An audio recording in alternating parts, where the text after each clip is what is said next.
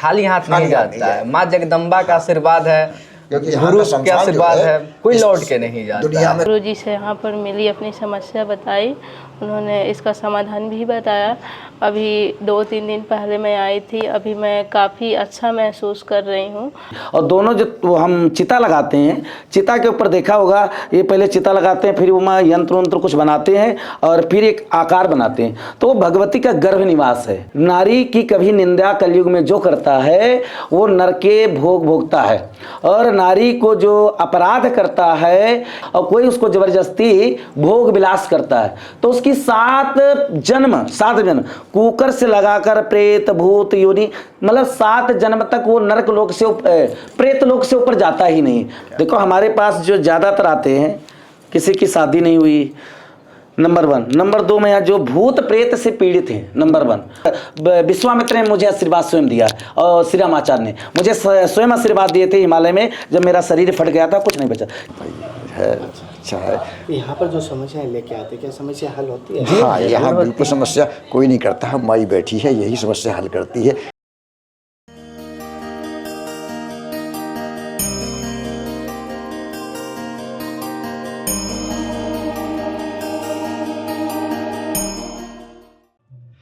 हर हर महादेव, जय गुरुदेव। साथियों, आज हम पहुंचे हैं उज्जैन की शमशान भूमि। जी हाँ, आपको वहां पर हम कोशिश करेंगे संतों के भी दर्शन करवा सकें और इस पावन धरा के भी दर्शन करवा सकें।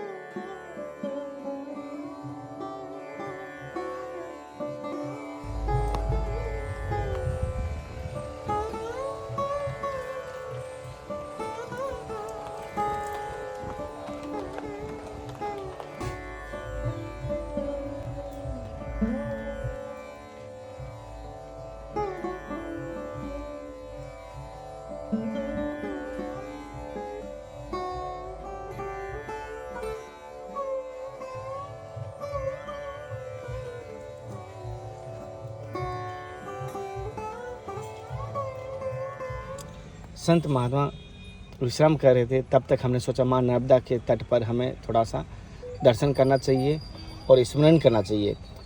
तभी हमें माँ नर्मदा के पार एक अघोर आश्रम दिखाई दिया, जैसे कह सकता हूँ अघोरी संतों का होगा शायद तक। तो हमने वहाँ तक जाने की कोशिश की, वहाँ तक जाने लगे, तभी रास्ते में माँ नर्मदा के तट पर हमें एक बहन रुद्राक्ष की माला से जप कर रही थी, हमने दर्शन किया। लेकिन बड़ी बात तो ये है कि वो माला उल्टी कर रही थी और गलत तरीके से भी कर रही थी। तो हमने गुरु कृपा से सही समझा कि उनसे मार्गदर्शन बात करनी चाहिए, और हमने गुरु कृपा से उससे मार्गदर्शन करने की कोशिश की। इसको छूना नहीं है, माफी चाहता हूँ, इसको छूना नहीं है। अच्छा, इसको छूना नहीं है। हाँ, मैं आपका ही तो ना हो इसलिए मैं आपका बहन के नाते आया हूँ। जैसे ये है, और जैसे आप इसको जैसे आता ना यहाँ तक लास्ट, तो इसको यहाँ से ऐसे घूम जानी चाहिए। कैसा आपका अनुभव रहा यहाँ के बारे में? देखिए, यहाँ का अनुभव तो बहुत अच्छा रहा। यहाँ तो पहले नारी का बहुत अच्छा ढंग से स्वागत किया जाता है। नारी को यहाँ इसको बोला जाता है नारी स्वर्ग का द्वार।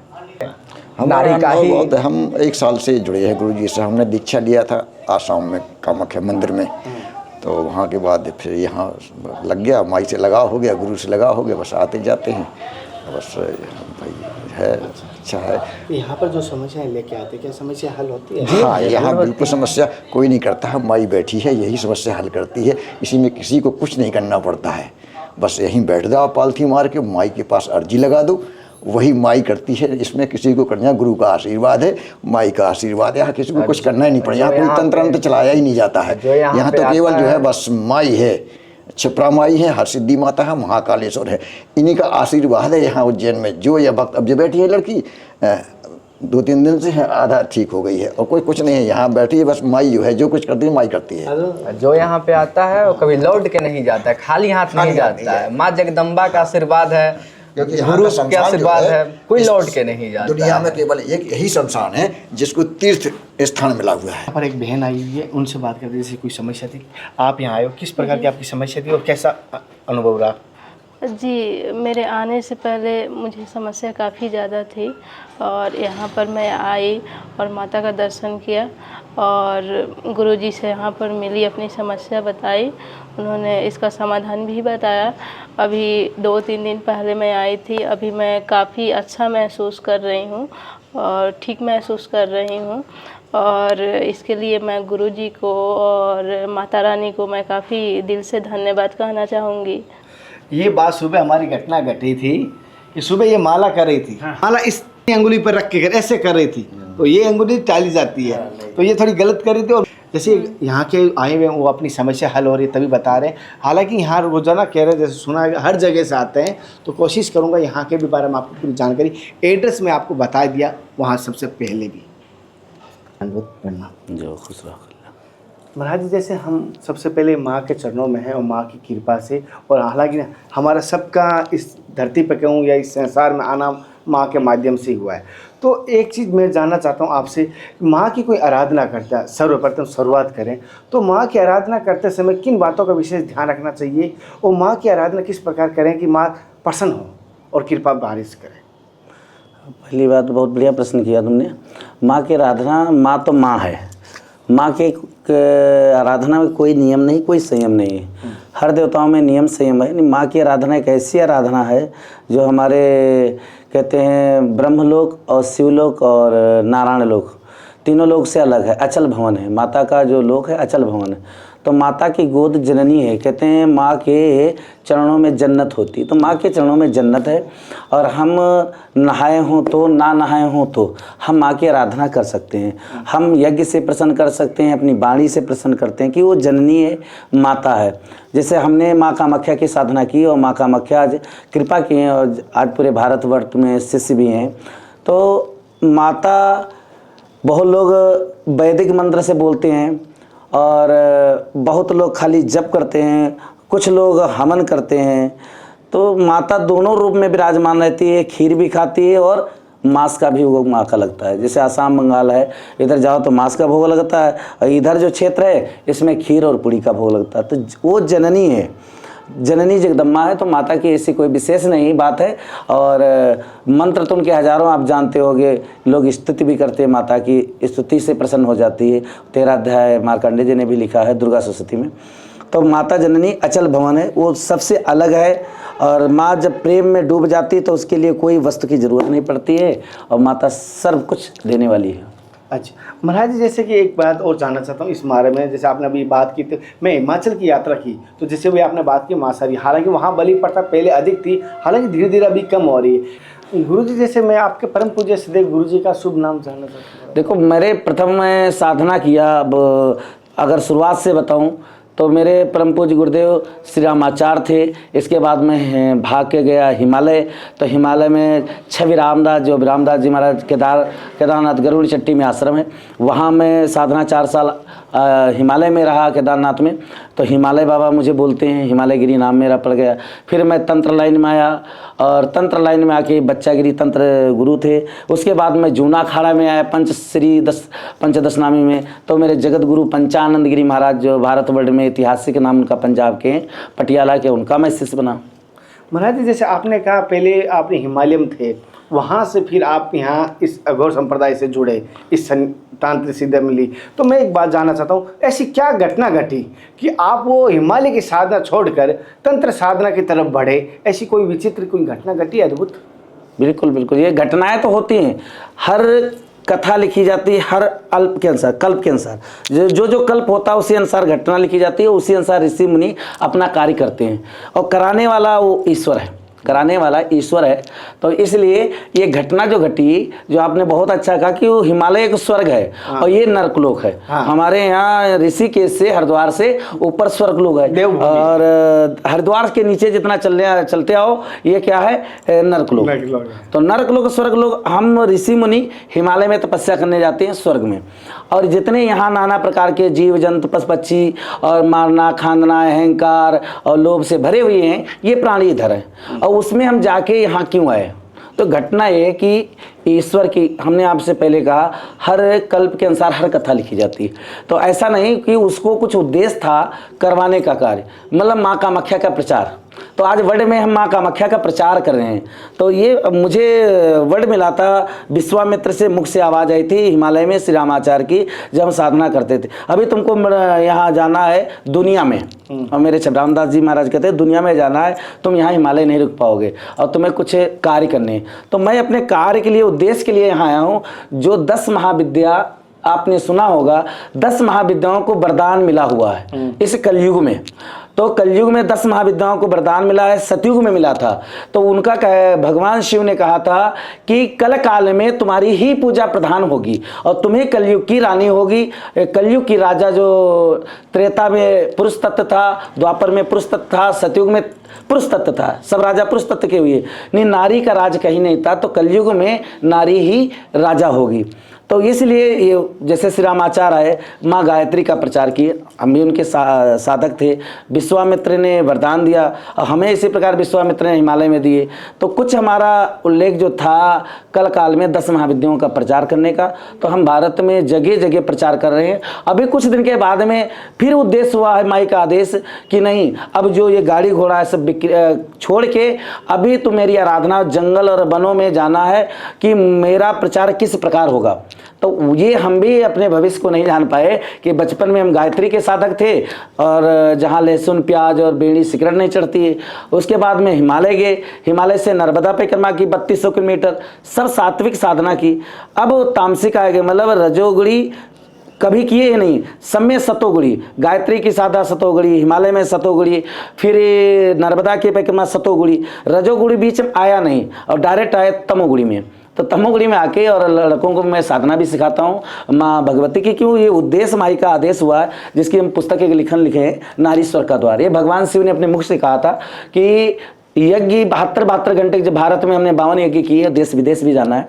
तो 52 पीठों पे कार्यक्रम, अभी 52 यज्ञ हो चुकी हैं, कुछ शक्तिपीठें बची हुई, जहाँ जहाँ हम दौड़ दौड़ के जाके 72 घंटे का यज्ञ करते हैं। तो भगवान शिव के मुख से निकला कि नारी का प्रचार कैसे होगा, वो यज्ञ के द्वारा आप एक नारियों की महिमा लिखो। गुरु जी एक चीज़ पूछना चाहता हूँ, अभी आपकी बात मुखार में से बात पकड़ी है। अभी जैसे हमारे समाज में कहते हैं योनि को नरक का द्वार है, और आप कह रहे हो नारी स्वर्ग का द्वार। योनि को एक तरफ से नरक का द्वार बताते हैं कि ये नरक है, पूरा घोर नरक है, किसी योनि में वापस नहीं जाना चाहिए। जी जी। और आप एक तरफ कह रहे हो नारी स्वर्ग का द्वार है, ये थोड़ा सा विस्तार से बताएंगे।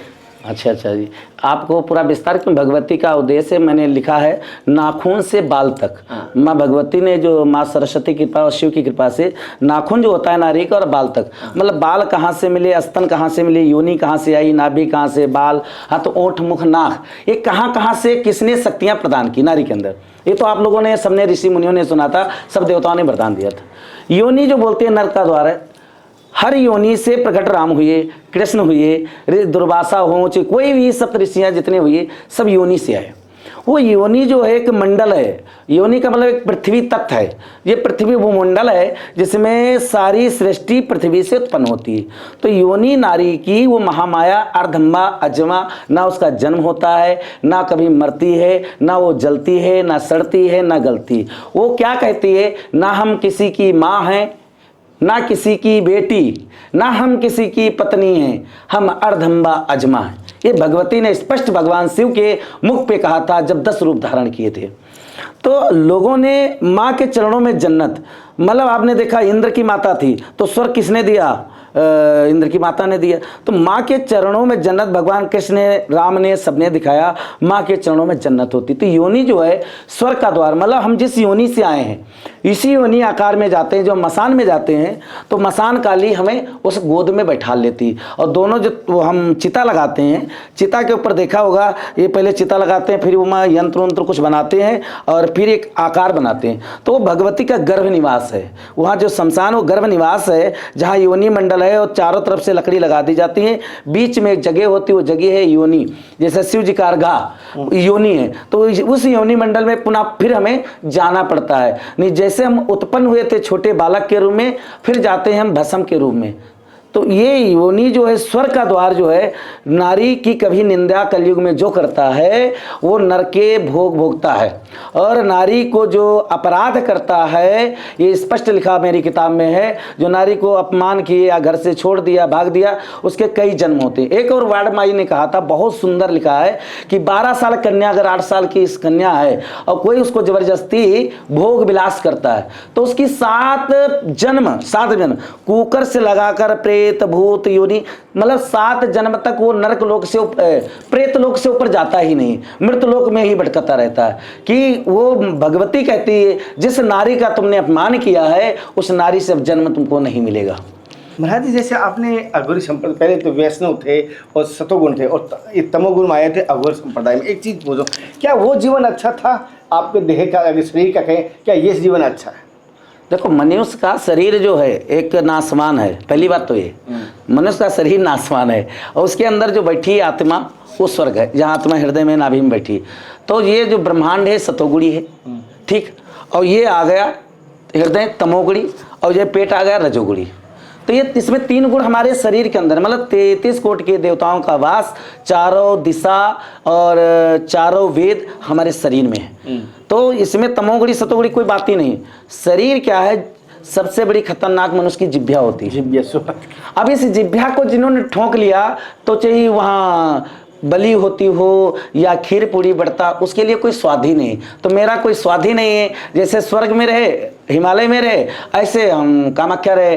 तब लहसुन प्याज नहीं खाता था, आज भी लहसुन प्याज नहीं खाता हूँ। तब बलि और मांस नहीं खाता था, आज भी नहीं खाता हूँ। महाराज जी, जैसे आपके पास वहाँ पे चाहता हूँ, अभी बहुत सारे मैंने देखा, बहुत सारे राजस्थान से भी आए, महाराष्ट्र से भी आए, कोई अपनी समस्या लेके आते हैं, तो किस प्रकार वो आप समस्या हल करते हो और कौन कौन सी समस्या लेके विशेष आते हैं आपके पास? देखो, अब जैसे बाबा कोई तांत्रिक होता है, झाड़ा फूंका देता है, तो वहाँ क्या जाते हैं दुनिया, जैसे भूत प्रेत से समस्या से पीड़ित लोग हैं, रोग दोग से पीड़ित, तो वो अपनी समस्या लेके जाते हैं कि वहाँ कामाख्या के साधक हैं, मतलब माँ कामाख्या का नाम लेके आते हैं।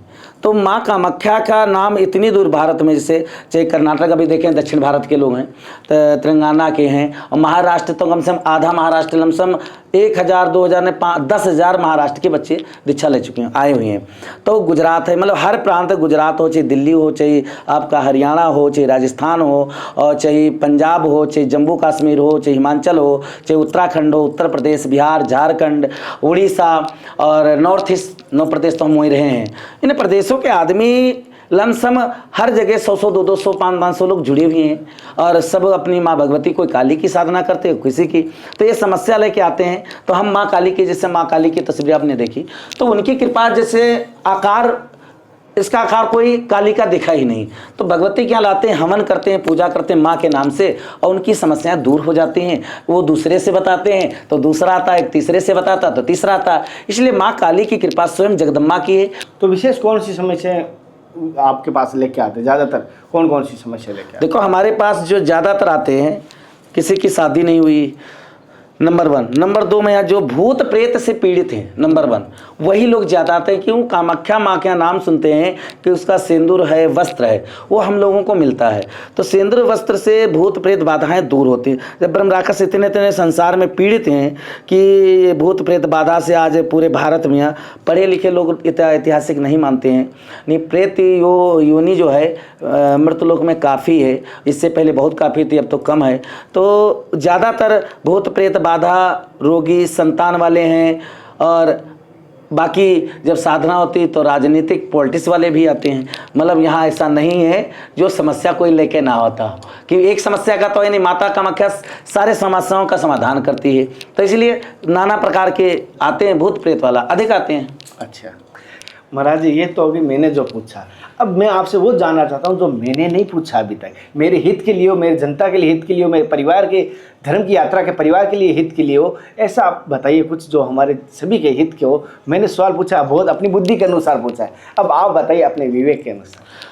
हम अपने विवेक के अनुसार, जो आपकी बहुत चर्चाएं इससे पहले हो चुकी थी, और ये चर्चा आपसे जो आपने कहा है, हित के लिए यही है जो हमने स्वयं कहा था कि अधिक झूठ नहीं बोलना चाहिए, पहली बात नंबर 1। और मनुष्य को अधिक लोभ नहीं करना चाहिए, और अपने गुरु पे विश्वास हो, और माता जगदम्बा पे जिसको विश्वास है वो कभी निष्फल नहीं हो। ना उसके घर में रोग आएंगे, ना उसके घर में भूत प्रेत बाधा होगी, ना केस मुकदमा होंगे। जो आदमी अधिक झूठ बोलता है और अधिक पाप की वस्तुएं कमाता है और अन्य चीज़ों में ज़्यादा जंजाल में फंसना चाहता है, वही मनुष्य दुखी है। और मनुष्य संसार में दुखी कौन है? एक दूसरे को सुख के देख के। सबसे बड़ा दुखी इंसान वो है जो दूसरे का सुख उसे देखा नहीं जाता। एक पड़ोसी क्यों टकराव, लड़ाई आपस में हमारा इसलिए लड़ाई है कि आपने मेहनत की, पूरा भारत भ्रमण करके आज पूरे चैनल को दिखा रहे हो हमारे देव ऋषि संत ऐसे थे। कन्हैया शर्मा जी, आपने पूरे भारत में भ्रमण किया, हिमाचल जो देव भीमांचल में जहाँ पे 7 शक्तिपीठ हैं, और वहाँ ऐसी सी एरिया आपने दिखाया होगा जो नाग लोग डायरेक्ट वहाँ से रास्ता है, और आपने देखा हो एक जगह धन इतना है जो कोई धन उठाता तो अंधा हो जाएगा, आपने देखा।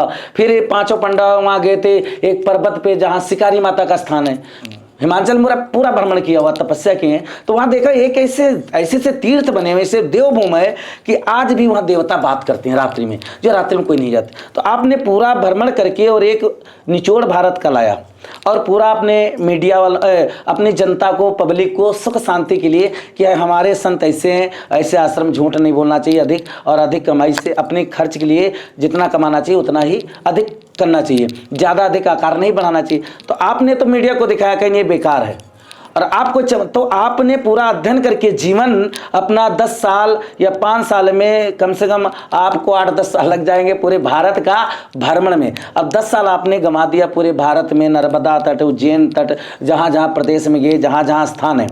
तो कन्हैया शर्मा जी की बात यही है कि आपने मेहनत की, और इसका पूरा भारत लाइव, पूरा भारत देखता है और विदेश तक देखते हैं। तो आपने वो तीर्थों का, संतों का, जिससे मान लो हमने कामाख्या माँ का प्रचार और धर्म के लिए बताया, ये मेरा उद्देश्य है। मुझे भगवान कहते हैं शिव जी की कृपा और विश्वामित्र ने मुझे आशीर्वाद स्वयं दिया, और श्री रामाचार्य ने मुझे स्वयं आशीर्वाद दिए थे हिमालय में, जब मेरा शरीर फट गया था, कुछ नहीं बचा, कि तुझे अभी भारत में कुछ करना है, तुझे कोई मार नहीं सकता। तो ये उद्देश्य ऋषि जब आते हैं तो उनका कोई उद्देश्य नहीं होता है, वो जन्म किस योनि में लेते हैं, कैसे लेते हैं। तो आप भी आए हो तो हम ये नहीं कह सकते हैं तुम साधारण मानुष हो, आप भी कोई अवतारिक सत्ता ऐसा है जो अपने परंपरा अपनी आपकी चला रहे हो, उन ऋषियों का प्रचार कर रहे हो, संतों का और तीर्थों का महत्व आप बता रहे हो। तो हमें आपने कहा था सुख भोग, तो हमें सुख शांति उसी को है जो शांतिपूर्वक, अगर साधक है तो नित्य यज्ञ करना चाहिए। आज संसार में हमारे भारत में यज्ञ भूल गया, तो ब्राह्मण और संत 2 यज्ञों का काम था, क्षत्रिय वैश्य का कमाने का और शूद्रों का काम था। तो ब्राह्मणों को यज्ञ करना चाहिए। आप लड़ रहे हो समाज के लिए, तो कुछ नाम उन्हीं का इतिहास में आता है जो कुछ करके गुजर जाते हैं, तो नाम तुम्हारा कन्हैया शर्मा जी आपका भी आएगा। जिन लोगों ने कुछ किया है इतिहास में नाम उन्हीं का आता है, उनका कोई मिटा नहीं सकता है भारत में, कि ईश्वर साक्षी है कि आपने मेहनत और कर्म की है, और सारे तीर्थों और आप 52 शक्तिपीठों का, 8 वैकुंठ धाम और 12 ज्योतिर्लिंग का, और जितने तीर्थ नदी हैं सबका वर्ण लोगों को और सप्त ऋषियों का महत्व आप पूरे भारत को प्रचार कर रहे हो, दिखा रहे हो। इसके लिए बहुत बहुत धन्यवाद आपको, मैं आपका स्वागत करता हूँ। किसी प्रकार से बच्चे निकलेंगे तो लोगों के अंदर सुधार आएगा। जय महाराज, जय माता। साथियों, जैसे महाराज जी के स्थान के बारे में मैंने पहले स्टार्ट में आपको बता दिया, एड्रेस भी बता दिया, और कोई भी भाई कहीं पर भी मैं कहूँ संतों के दर्शन करने जाए तो 3 बातों का विशेष ध्यान रखें। वहाँ के लोक देवता, जहाँ स्थानीय देवता, उनका, और मैं कहूँगा जहाँ वहाँ पंडित पुरोहित भी होते हैं, उनका भी सम्मान कीजिए, और संतों का भी सम्मान कीजिए। अगर तीनों में से किसी एक चीज़ को भी आप छोड़ दिया, धार्मिक स्थान, उज्जैन की बात करूं, केदारनाथ, बद्रीनाथ, किसी भी धार्मिक स्थान की बात करूं, अभी तो सावन चल रहा है तो मैं कहना भी नहीं चाहूँ, तीनों का सम्मान कीजिए। और सबसे पहले 3 घरों में कभी खाली मत जाना, गुरु के घर, बहन के घर और देवताओं के मंदिर। ये मेरे अपने विचार है, गुरु कृपा, हरि कृपा से प्राप्त किया हुआ है। तो मैं ये सभी से कहूँगा, कोशिश करें। महाराज कोई गलती हो तो मुझे माफ। बहुत बहुत बढ़िया, बहुत बहुत धन्यवाद, बहुत बहुत धन्यवाद। फिर मिलते हैं अगले दर्शन और सत्संग। तब तक जय हिंद, वंदे भारत, जय माँ काली, जय हे नाथ, हे मेरे नाथ में आपको जय संत। हर हर महादेव।